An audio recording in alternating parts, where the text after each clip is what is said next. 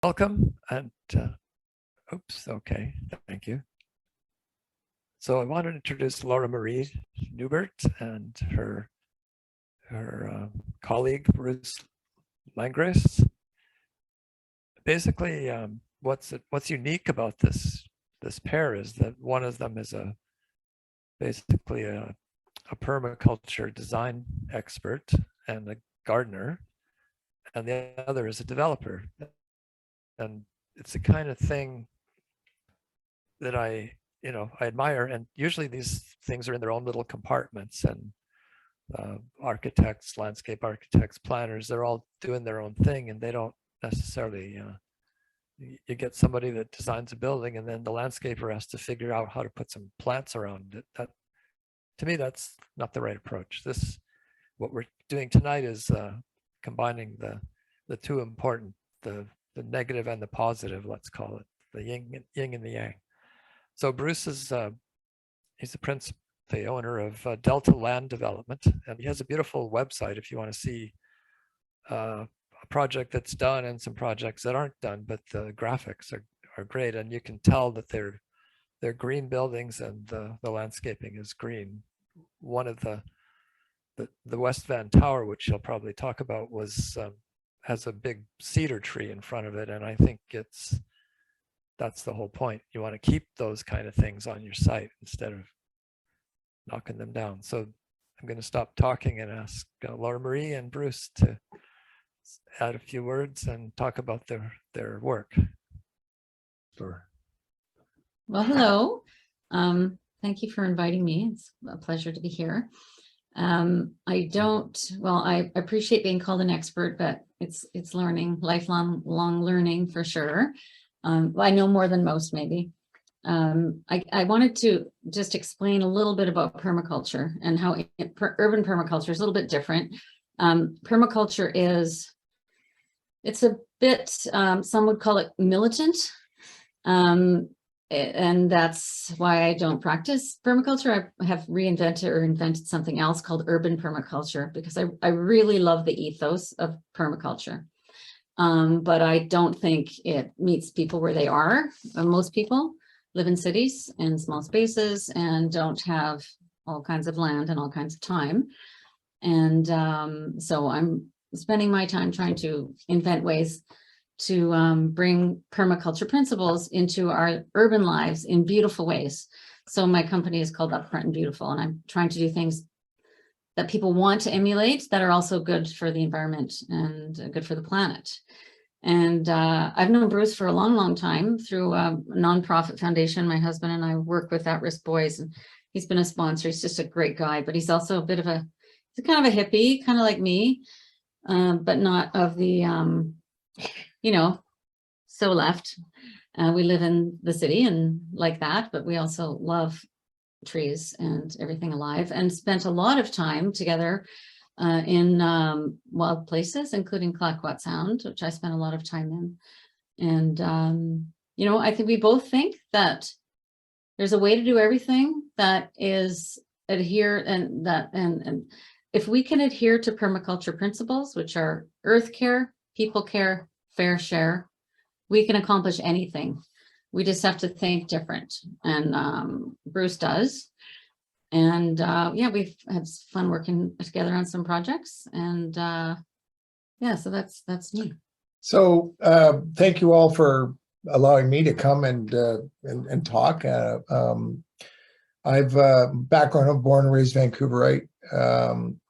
I've had the pleasure of watching the city change my whole life. I was born at St. Paul's Hospital 63 years ago, and grew up in East Vancouver from a poor family, barely graduated from high school. So I'm not a super smart guy. I'm a survivor and a realist. And I've been in the real estate development business now for 25 years. I started before that in the real estate brokerage business. And as I've gone on my journey of development, I really just followed along and did what everybody else did. And that is, there's a kind of a model. And what happened probably, I'm going to say it's at least 15 years ago, I started to hear something called sustainability. The global warming phenomena was arising, but I heard about sustainability, and we started to sort of stick our finger into that. And our first foray into that was we did a building called Cielo in Cole Harbor, where the Urban Fare grocery store, which has a lot of refrigeration, we started to think, well, all that energy is getting thrown out into the parking lot. And long story short, we connected all the heat going out into a geo exchange system that heats the building, and got the mayor's award for sustainability for that. But nobody really cared, and it was kind of like, okay, that was good. And then we did the Hotel Georgia, and we had a almost 500 foot tower, and I said we should put some solar panels in there. We did that. Way back on my first project, and this one involves trees because this is about trees, I think. I did a project called the Conservatory just across from Oak Ridge Shopping Center, the south side, and it was the old City of Vancouver police station, which as a youth I was sent there or taken there once. I remember being there as a teenager, a mischievous teenager, but anyway, long story short, with that one, there was a bunch of trees in the property, and I said, well, rather than just knocking them down with the bulldozer, we transplanted them to Still Park, and they're still there today. And that was 25 years ago. It was one of my first initiatives, and it was kind of a give back to the community. And it's like, why would you take these living trees and just bulldozer them when you could spend a little money to get one of those big clams and dig them up and move them? And most of them survived. A few didn't. Where I've ended up, I've become good friends with David Suzuki, and he's been a big inspiration in my life. I've watched him like everybody else, and I've got the pleasure of getting to know him and really getting to know him well. And Laura's met him and knows him. We are all just visitors on this planet, and I think that we've got to start waking up to that we are visitors and that we don't own it. And David, I went on a fishing trip to Haida Gwaii with David this summer. I've done it the past few years, and he talked about how humanity is driven by, their own laws, but we've forgotten the law of nature. And nature is, and the First Nations and the first people were all guided by nature, which is what Michelle was talking about. And we've really lost our way in that. And as a developer, I think we got to be more responsible. And if you look at what we've done, I think the notion of population and putting people on land is not going to change. The notion of putting a lot of people on a small piece of land and going vertical is a practical idea, but it's just the way we've done it. It's been heavy-handed and heavy carbon, and our whole movement now is to do it with renewable resources and wood, and sequester carbon with wood. So our thrust is primarily driven on wood. It's also to involve, if you look at the Earth Tower drawings, which were all aspirational at this point, it was to really involve biophilia. We had neighborhoods on every 3 floors sharing a tree, not a big tree, but a south-facing little vestibule that would be filled with trees, because it's an experience in life. And when you're, they have a thing called forest bathing, and I think everybody knows about that. Being in a forest is a very special experience. And the solo project we have, I spent a lot of time with Laura up there, and it's off-grid and way out of Whistler. There's no noise, there's no light pollution, and there's just trees and nature all around you. And we built a zero emissions certified passive house home there. And the whole experience has just propelled me to not want to do anything but that. And, we had a mini project in West Van that was proposed just over a year ago. Sadly, it became a victim of politics. The intention was good. The city planning department was good. Most of the council was good. But we had a failure in terms of people, lacking the courage of their conviction. They talked about a climate emergency, and I don't want to speak ill of the councillors, but they talk about a climate emergency, and we deliver a demonstration project, which the intent was we want to make some money, but the intent was to show leadership for other developers to consider doing buildings that were way lighter in terms of their footprint of carbon, and way more thoughtful in terms of how they impact the planet and how they impact humanity. you know, if you look around, I mean, I work and live right across from the new Apple store and down at Pacific Center Mall, right on the corner of Howe and Georgia. And it's built with steel and concrete and could have been built with wood, and it could have been way less impactful. They did a green wall, which is great. They got a living wall there, but it just breaks my heart. And every time I see that and I just see it, I don't want to be a part of that. I've already done enough damage to this planet. And I think that Alex qualified me as the yin and the yang, and I'm the dark. Admittedly, for 20 or 15 or 20 years, I have been, but I'm trying to move to the light. And so that's been my journey. I'm super excited. Our project on Bellevue, there's one massive tree on the property. There's a duplex there right now. And we designed that building to keep that tree. The tree was a very informative part of our design. And we said, that tree has taken decades to get to where it is. And if we want to fit in around it, we got to figure out a way to do it. And it was designed so that the root wad would not be compromised by the excavation of a parkade. And yeah, so it's our commitment, not just to do a climate positive building, but also to protect, a living thing, a tree that's been there a long time before I was there. So anyway, that's my rant and ramble.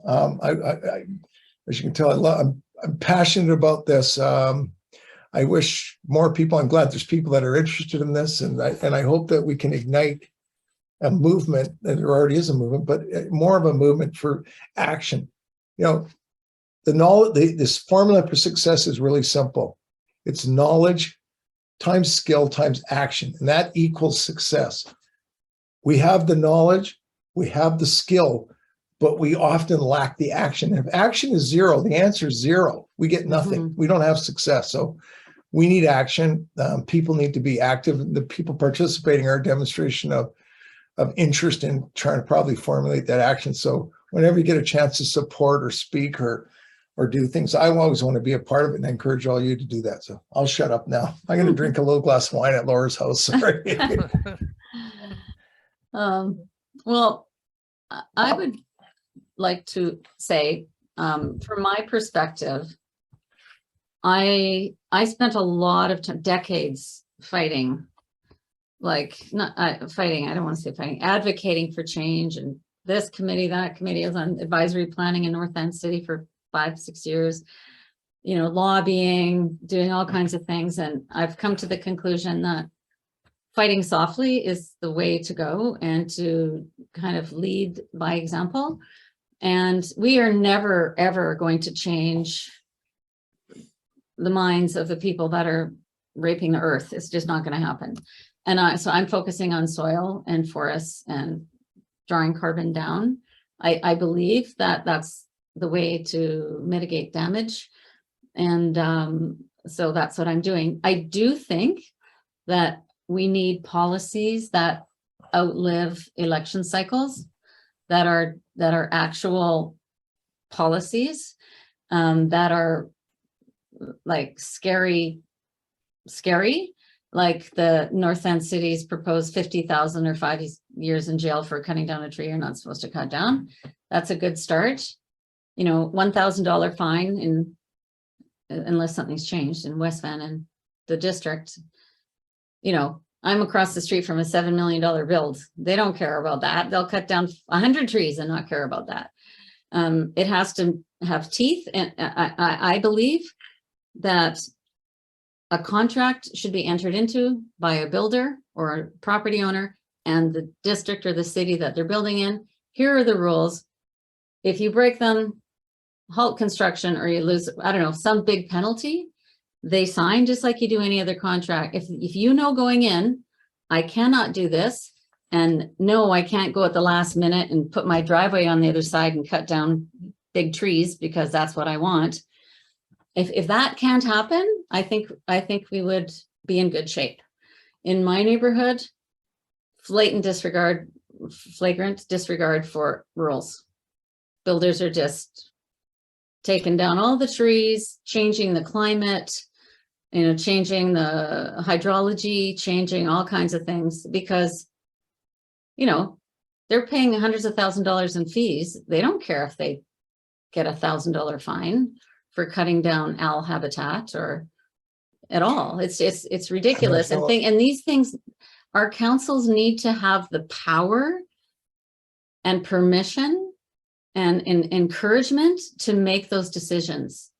And so that there are no excuses. And the answer is no, you can't do this. And if you do, here's a giant bill that you are going to pay or you're going to go to jail.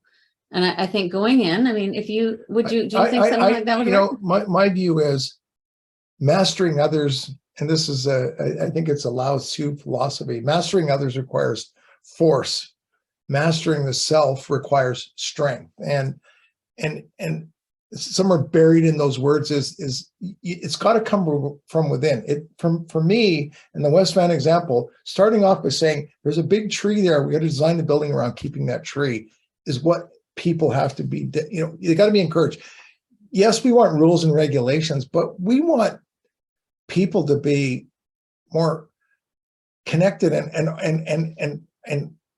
I think that they have to start to take pleasure in knowing that they're doing the right thing. And I'm going to use an example. People spend a lot of money buying Teslas. A Tesla costs a lot more than a normal car. I'm going to use a Model X relative to an X5 BMW. That's like twice the cost, roughly. But people do that because they want to do the right thing. And I think that there's a lot of people that want to do the right thing. I think the challenge we face is that people don't realize the consequences of their decisions because they're not immediate. You look around and we talk about that California's on fire. There's a lot of issues that are climate related, all of floods, fires, droughts globally, and we don't feel them here in Vancouver. We don't feel them here in West Vancouver. And so if you cut down a tree or don't respect the law of nature, there's no big consequence for it. And I think we got to start encouraging people to make the right decision. And for me, it's about trying to show leadership in what we're doing and why we're doing it. Because my industry, and we talk about the darkness, it's really bad. And when Al Gore came to Vancouver and he comes to the TED Talks and he does a TED luncheon and he puts up a big slide screen and on that he shows all the big bad carbon things about that that he talks about. But one of the things that's not on that slide is buildings. Like there's industrial buildings, but an office building, a residential building, the way heavy carbon buildings are operation and construction in the old way were almost 39% of the problem for global carbon.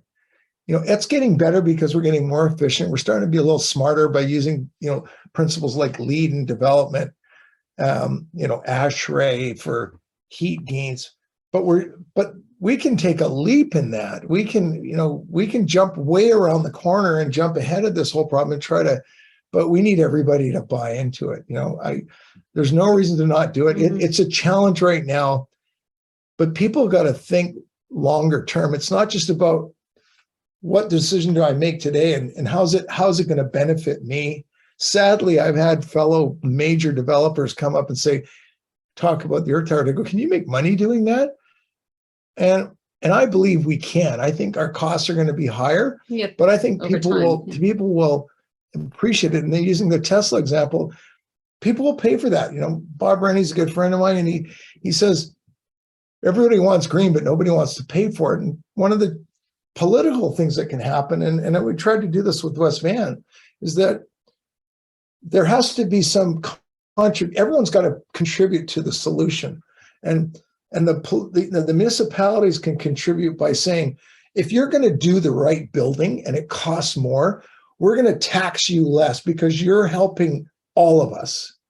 And I think that they were there with that. We had that understanding with West Van. I think Vancouver, in the example of the Earth Tower, I think that they were scared because they become so addicted to collecting fees from developers as a source of revenue. And, it's become, well, wait a minute, if the buildings are going to cost more, but they're better for humanity, that means we don't have cash flow because we have to help support them. And I think that's one of the problems we've had politically. I can't commit that that's a fact, but I am suspecting that it's an unspoken dynamic that affected the outcome of our Earth Tower, which we're still hoping to do one day. But Bruce, on that scale, that I'm sure that's absolutely true, but as a person living in this neighborhood, there was a giant disconnect between the builder and the homeowner. And the builder, I say this as a blanket statement, no disrespect to you because you're a good guy. They just want to get it done fast. Trees are in the way, like as a rule, and the homeowner doesn't even know what's going on. And, I have seen with my own eyes, trees get accidentally damaged, so they have to come down, and no penalty. The front end loader comes with the giant digger at 9 o'clock at night, way past, offloads, the thing falls over, takes a chunk out of the tree. This big, huge tree now has to come down. There should have been a big punishment for that, in my view. So I think to protect trees, if we have rules and people know that going in, builder and homeowner, then we have every right to enforce those rules. But without them going in, good guys like Bruce are pretty hard to come by, in my experience. And I'm surrounded by McMansions in my little, Rancherville neighborhood. And I've seen it, every single one of them. I'm on the phone saying that tree has to stay there, owls and living in the tree. What happens? A tree gets hurt, has to come down or whatever. They want the driveway on this side when it could be on the other side. There needs to be rules, I think, as a resident. Anyway, that's my opinion. I think there should be penalties for cheating and doing the wrong thing. And I think it's got to be I agree with you. I think a meaningful penalty is appropriate. Something that is a real Deterrent. A deterrent for improper behavior. $1,000 to not cut a tree down. I mean, it probably costs $500 to get the guy there. And it costs $1,000 to buy a tree, retail. Yeah, and to buy a very mature tree, I agree with you on that. There should be some more serious consequence. So Anyway, we've been rambling. I think yes, we should hear from the people that are. You told us you couldn't talk for 30 minutes, but you've done it. That's great. Oh, sorry. Laura, do you want to screen share your okay. So your house? I think this is a great example. So one thing. Sorry. Yeah, just the proper way to build. Sure. So one thing I think we can all do. There's a program in the States that it does not exist in Canada yet called Homegrown National Park. And the author of this book, Nature's Best Hope, Douglas Tallamy, I think, kind of came up with this idea because they're virtually outside of national parks in the States. There are no trees. There's just nowhere for birds and anybody to live. So his idea was people should create native habitat, tree-centric forest, little forests in their homes, in their residential backyards, front yards, so that, there are little pathways for insects and birds. And so I thought, I love this idea. So I thought, okay, I'll turn our front boulevard into a Gary Oak ecosystem. So I'm going to try and screen share here. Oh, does that disappear? Oh, there it is. Okay. So on the left here, in 2009, that was our property. That's a Google Earth. That's why it's so low res. But basically, typical, so much grass and big hedge. And then two years in 2020, I started converting it to like a little bit of an urban farm. And you can see there on the right, there's food forest. There's a. Can they see your mouse if you move it? Yeah, maybe. Can you guys all see the mouse? Can you see the mouse? Yeah. Okay, so there's fruit trees, there's vegetable beds, there's all this trellis, which is like a food forest. And here on the boulevard, that was just grass. This is a Gary Oak ecosystem. So there are 3 6 centimeters. They're quite big Gary Oaks here. This was just newly planted. And on this side, under this pine, there's a woodland ecosystem. And if you look at the property from kind of the side front, you can see it there.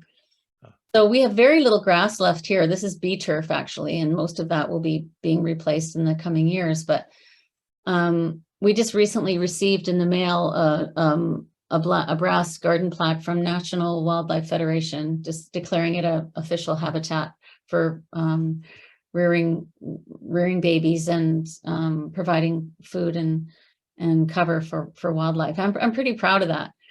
This whole area around here, this is 150 feet of, that's a swale, but made from lavender. So it's a water management tool, but it also provides food for, like, I don't know, hundreds of thousands of bees.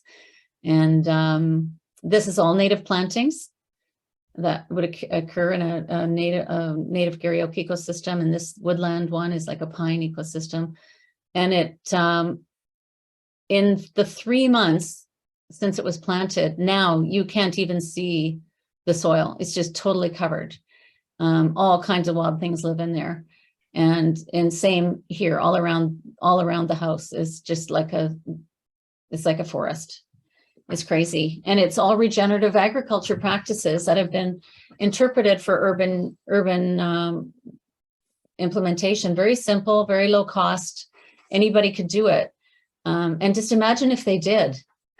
You know, we've got all kinds of astroturf and gravel. There's front yards that are just stone. There's no xeriscaping. There's just a bunch of, well, this was earlier in the year. It's just a bunch of dead grass. And it doesn't have to be. Yeah. So this was our bathroom reno budget I spent out here, happily. I'm pretty proud of it. And my wish is just to, you know, not whine and complain, just do it and show people that it can be done. And Thank you. I'm writing about it. Just one little comment, and I want to acknowledge all the people who are here. This is quite a crowd. Before we do that, just talking about buildings, we got a little bit onto buildings, but I know that North Van District has talked about passive buildings now, but in relationship to trees, because if you have a wall of trees in, let's say, in front of your south portion of your building, you're going to reduce the heat gain in the summer dramatically, and you know, therefore you don't need as much air conditioning. That's true. It's just a small example of the building and the landscaping. We manage the heat in the summer with this the vines. The vines. And then in the honeysuckle loses the leaves in the winter and lets the sun in, but it keeps it cool in the summer. It's all passive, and it's all rain garden. The water comes down and feeds the gardens, feeds the vines. You know, we don't water that. It's pretty cool what can be done. Yeah, that's really cool. Okay, so can we open it up for questions? Yeah, here we go. Yeah, let's go. Just a couple things I wanted to say, that we have all kinds of people here. We have our members of our organizations, some people who are running for council, people who are on council, you know, our arborist, Jan is here. He did our work on our tree out front, Take a Bow. So it's an interesting group. And the question period, because there's so many people, I thought it'd be nice if you introduce yourself, say who you are, where you're from, maybe where you live or what you do, and then ask your question, and maybe, well, first of all, unmute yourself before you do any of those things, and sort of direct it to whoever you want to answer the question, and or make a comment.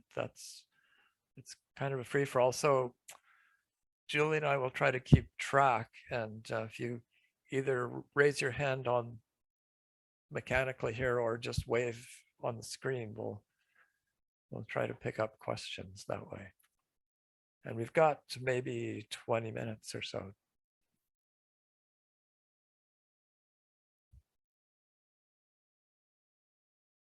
Mary? Okay.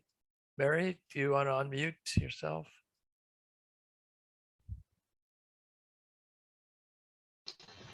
There, okay. Hi, Alex. Hi, everybody. There she is. I'm a member of the Urban Tree Alliance, and I think one of my colleagues, David Reinsch, is with you tonight.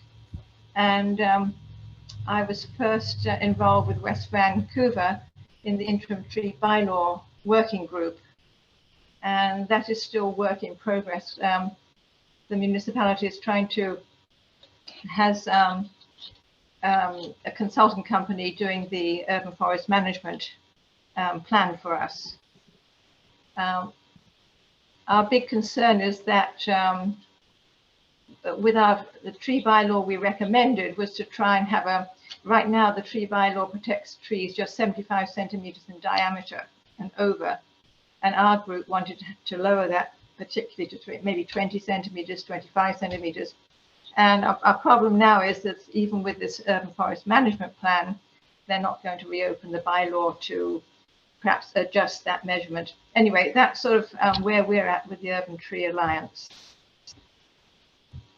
Thanks, Mary. I know there are, I try to follow that group too. And we actually, my grandson made a website, which we're hoping to make available for people to join your group. And I think it's a worthwhile endeavor. Anybody else?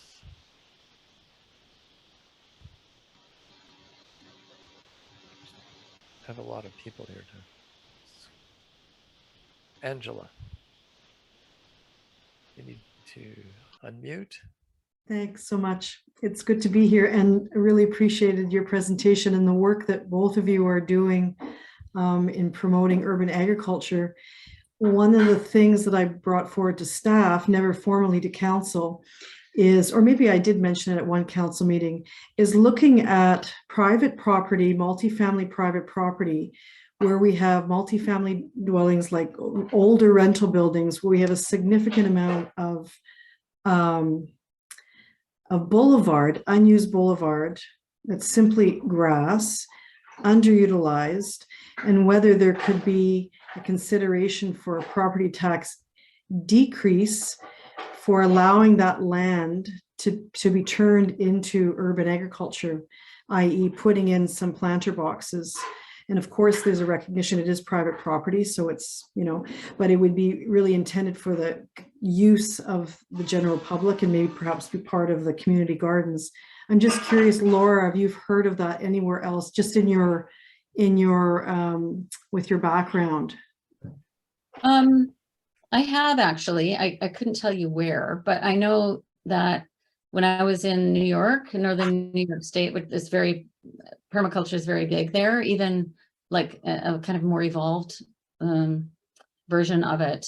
You see this all over. Foods, like the whole, good food connection is very real for people. And they'll just use whatever space is available. I think that's a great idea, the whole incentive. I think that tax incentives are a great idea for solving all kinds of problems, not just a community garden, but for doing the regenerative, for the homegrown national park. People should be rewarded for doing good work, because it's hard and it's expensive. And in West Van, we put in 4,000 linear feet of drip irrigation. That's a big bill, and I don't get paid for writing or doing that. It's like, so I don't need to be paid, but some people should be incentivized for sure. That's the world we live in, and I think that's great leadership. So great idea. Okay, thank you. Thank you. Thank you, Angela.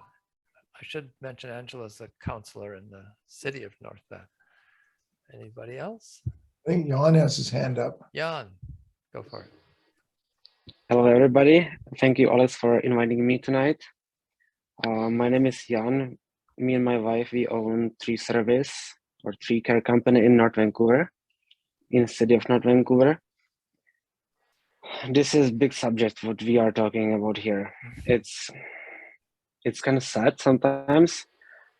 I'm dealing with this problem every hour, every day. From morning, I'm meeting clients.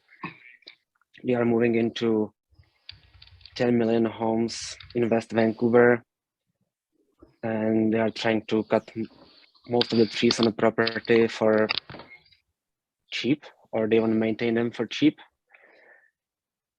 And from my experience, what is cheap is not usually good, right? So I started working for Arborist company years ago. I was hired by a company in Delta, big company, big problems.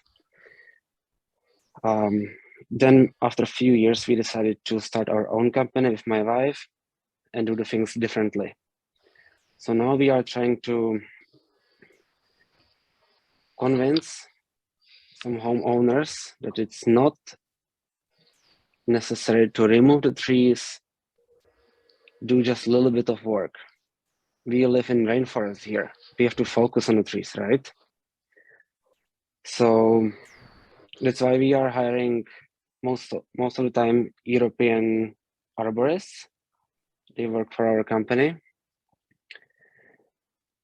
First, it's not cheap because we have to provide them visa and bring them to Canada.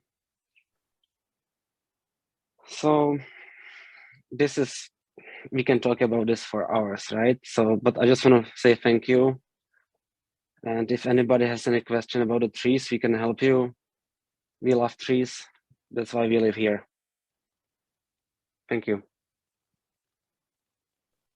Oh, thanks, Jan. It's very refreshing because I know that arborists have a tough job and they, it can be dangerous, and it's also psychologically difficult because they love trees, but they're hired to cut trees down. So it's a dilemma, isn't it? Yeah. Thank you for being here. Thank you, Alex. Anybody else? Tough act to follow. Who? David. Where is he? Hi, I'm David Reinsch with the Urban Tree Alliance in West Vancouver.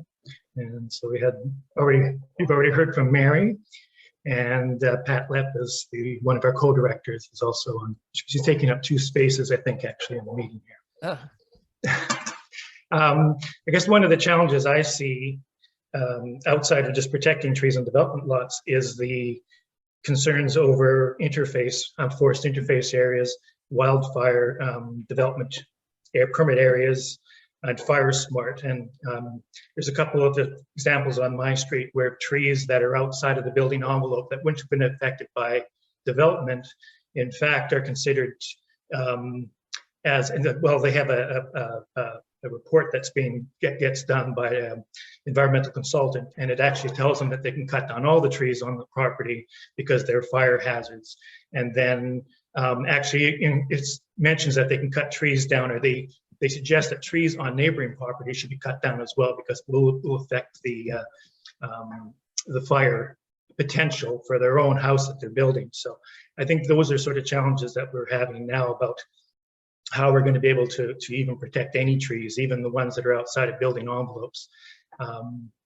The other thing I see here is we have protection barriers that are supposed to be put into place with wood and snow fencing to protect our trees from hazards on accidents and conflict on development sites. But I've never really seen anyone that meets the standard that's put forward in our legislation. And that's always frustrating, and I always find that I don't want to complain about it too much, because I know if we actually have to do it, they'll probably just say, take the trees out, because we can't possibly have a big barrier there, and it's not going to work with the development. But those are sort of things that are really frustrating to me, and I don't really see very much action in West Vancouver about making sure that those tree protection barriers are there and actually protecting the critical root zones of the trees. So just a couple of comments. I don't know if Bruce had any sort of comments about protection barriers and wildfire protection. So the wildfires are great. So up at the Solo House, we had a very dense, just kind of wildly growing forest situation. And then the Sioux Valley has a lot of campers. It's an ex officio campground. A lot of youth go up there and party. And I was worried, and last year I was up there for the heat dome, and I just thought, man, if we kept a lot of trees there, and so this year we hired a group called oh gosh, what's their name? I'm sorry, I'm just having a moment. A wildfire management group, and they're one of the best groups in Canada, Quintech Fire. Quintech Fire is their name. And we just spent on the forest $100,000 removing what is deemed to be the real threat for wildfire spread, and that is the ground, the fuel on the ground. The fuel is the branches. It's not the trunks of the trees, and a response to dealing with trees near buildings is to delimb, not destroy. And I think, if people are using the wildfire as an excuse to level and remove trees, I think their consultants are the wrong consultants. We kept a large majority of it. There's a lot of little brush and a healthy forest isn't one that's really super dense. There's if you look at it, like this image behind you, there's a lot of space and if forests, some of them work really well, but some of them don't. And so we ended up removing a lot of small little shrubs and trees and wood chipped everything and, put it back into the forest floor. And now we have phase one of our wildfire plan to protect, because getting insurance on a remote house for fire, I don't mind sharing this with you. It was, the quote was for 6 months, it was like $40,000 for 6 months. And I just thought, we need to self-insure. We need to take actions as it relates to wildfire. And so what we've done is step one is to manage the fuel and to get professionals, people that aren't there to just, the easiest thing to do is just get rid of all the trees and cut it all down and decimate it. But that's not the solution, because the main trunks of the trees are not the issue. I mean, they're always what's left standing after a forest. It's the branches and getting fire spread from the ground going up into the trees is where it's a real issue. If you can create some separation, a fire break that stops ground fires from going up into the upper branches, then you're good. And delimbing is a lot of what they did. As it relates to barriers, I think it's cheeky that, Laura was talking about punishment. I think it's kind of sad if people are taking advantage of that. I mean, well, I'm punishment, but like consequences. Yeah, no, but if people are, inadvertently or purposely knocking, hurting trees that should be protected just so that they have an excuse to take them out is, I think it's really disappointing to hear that. I mean, it gives people like in my industry a bad name. I mean, we don't build single family homes, but well, we did, but we, our main thing is larger projects, but I mean, I just can't believe people in this day and age are not being more respectful, like listening to Jan's comment about caring about trees. I mean, and I know he's probably listening to what I'm saying and going, yeah, that's exactly right. You don't have to cut the trees down to protect from wildfires. Anyway, that's my comment, Dave. Yeah, it's an important subject. And sorry, there's a drawdown solution possibly for that, which is called biochar, but I'll leave that to the end. If we get to drawdown, we can probably have a couple more questions. If anybody, we missed anybody? What is it? Oh, Julia. No, I don't think so.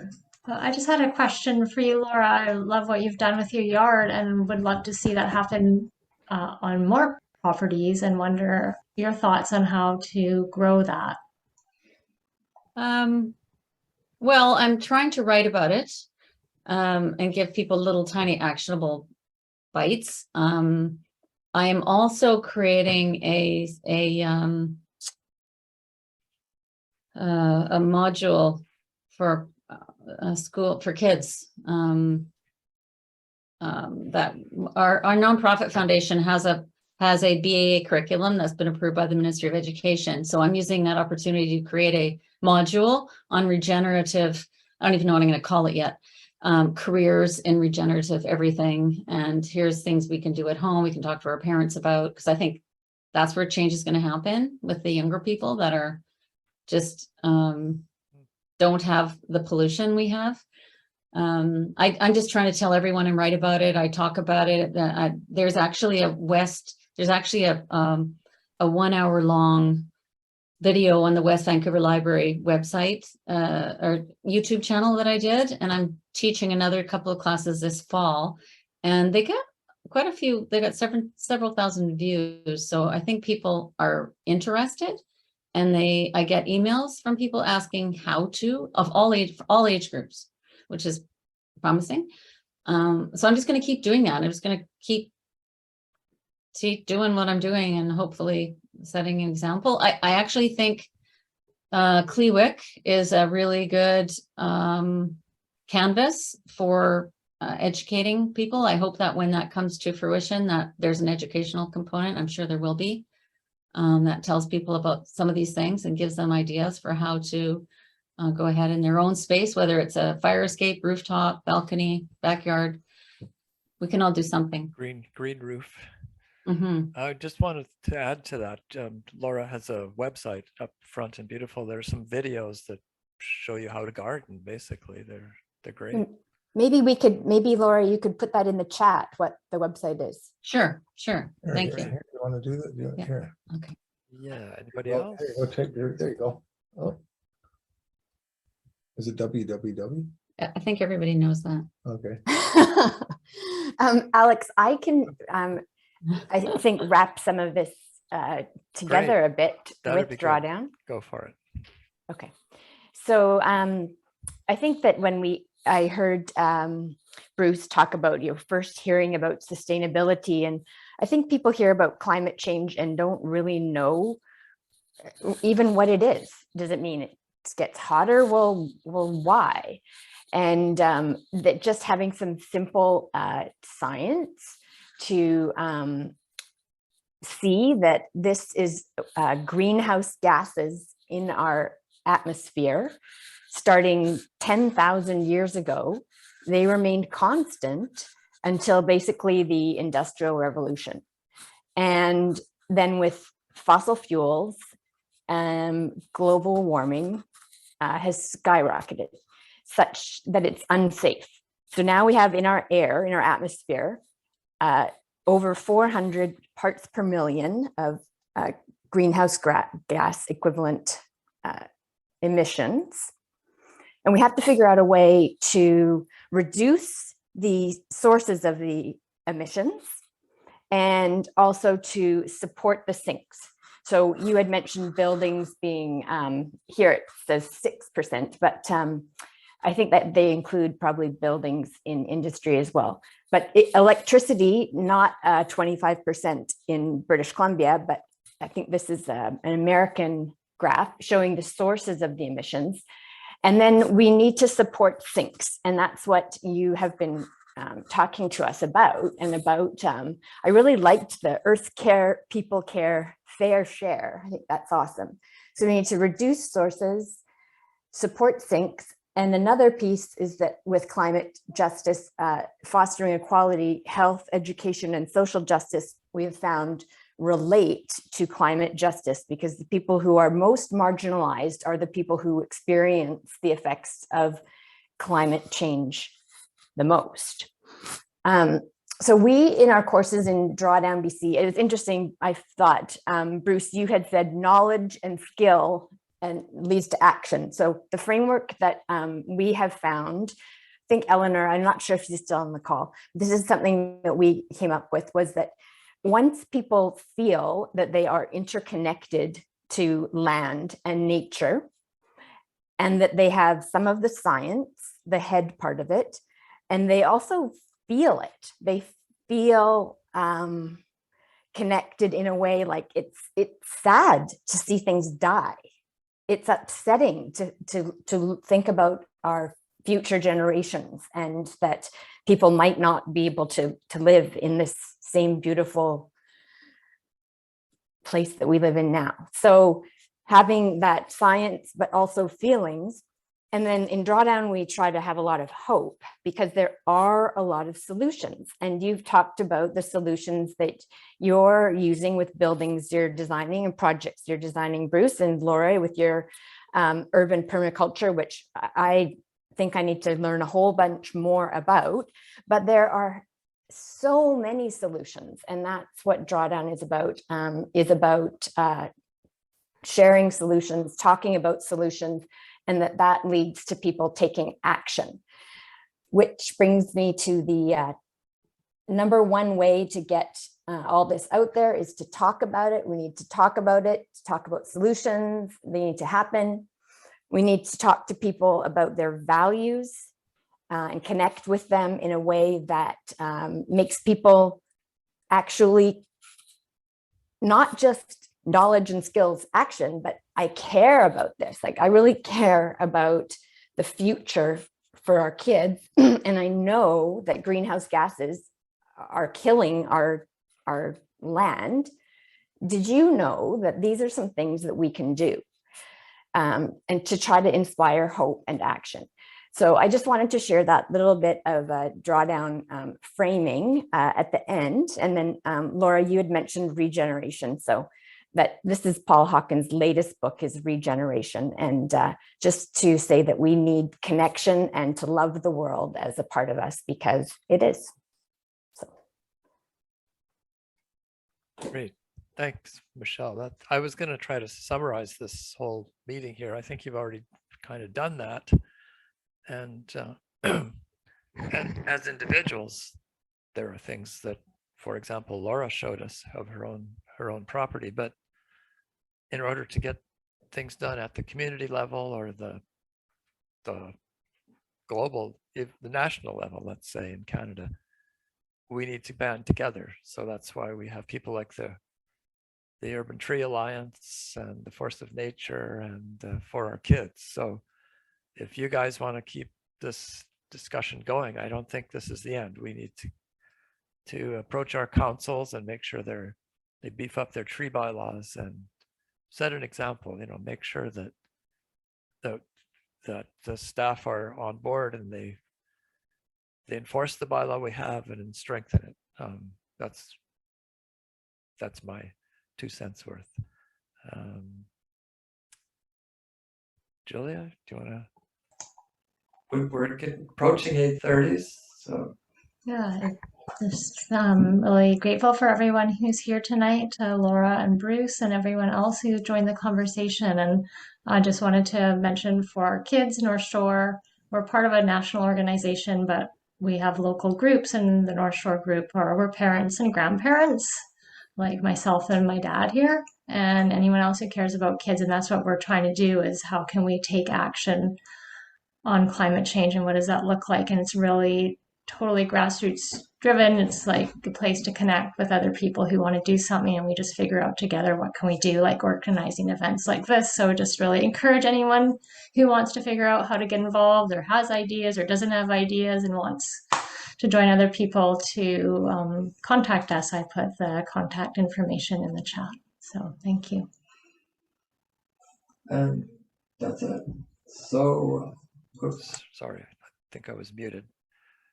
Thank you, everyone. Thanks. That's it for tonight. Thank you all. Oh, Thank thanks, you. especially to you guys. I have if I can get one, I'll give you a bag of biochar for a prize. But Don't need okay. Anyway, it. As long as it's a paper bag. okay. Maybe biochar will be a future event. Yes, well, that'll be next. We're gonna sign And- off, but if people want to stick around for a little bit, and chat, that's fine. And also take time. We'll leave this chat business on the available to you for a few minutes if you want to copy stuff down. I know that's what happens to me. I always forget to look at the chat and then I'm done with. But I'll say good night and thank you very much. Thank you, guys. Thank you. Great.